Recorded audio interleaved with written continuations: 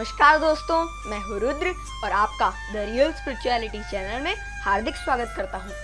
दोस्तों, क्या आपको पता है भगवान शिव और हनुमान जी का एक प्रलयंकारी युद्ध भी हुआ था। अगर आप नहीं जानते हैं तो हमारी ये वीडियो अंत तक जरूर देखिएगा। दोस्तों, आपका एक लाइक, एक सब्सक्राइब मुझे बहुत मोटिवेट करता है। तो शुरू करने से पहले मेरी वीडियो को लाइक, सब्सक्राइब और बेल आइकन को जरूर दबाइए।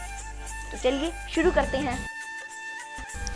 हनुमान जी भगवान शिव के अवतार हैं, ये बात तो हम सभी जानते हैं, लेकिन हनुमान जी और भगवान शिव का भी युद्ध हुआ था, ये बात बहुत कम लोग जानते हैं।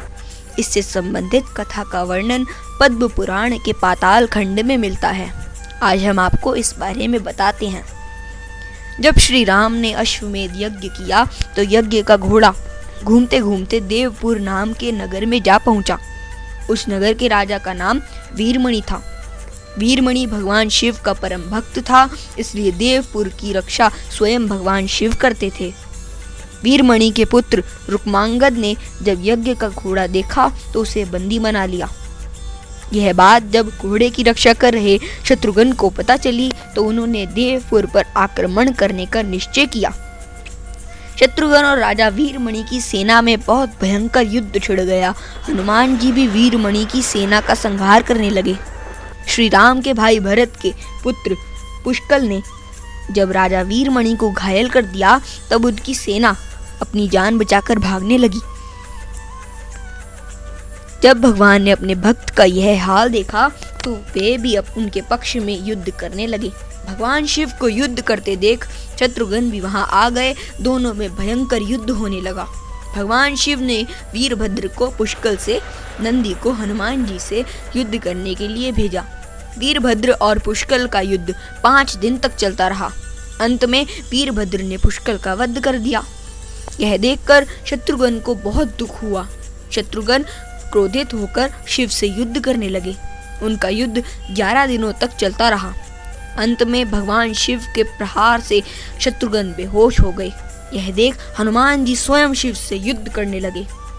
हनुमान जी ने शिव जी से पूछा कि आप तो राम भक्त हैं, फिर हमसे युद्ध क्यों कर रहे हैं? शिव जी ने कहा कि मैंने राजा वीरमणि को उसके राज्य की रक्षा करने का वचन दिया है, इसलिए मैं युद्ध करने के लिए बाध्य हूँ। इसके बाद हनुमान जी और शिव जी के बीच भयंकर युद्ध होने लगा। हनुमान जी के पराक्रम से प्रसन्न होकर शिव जी ने उनसे वरदान मांगने को कहा। तब हनुमान जी ने कहा कि इस युद्ध में भरत के पुत्र पुष्कल मारे गए हैं और शत्रुघ्न भी बेहोश हो गए हैं। मैं द्रोणागिरी पर्वत पर संजीवनी औषधि लेने जा रहा हूँ, तब तक आप इनके शरीर की रक्षा कीजिए।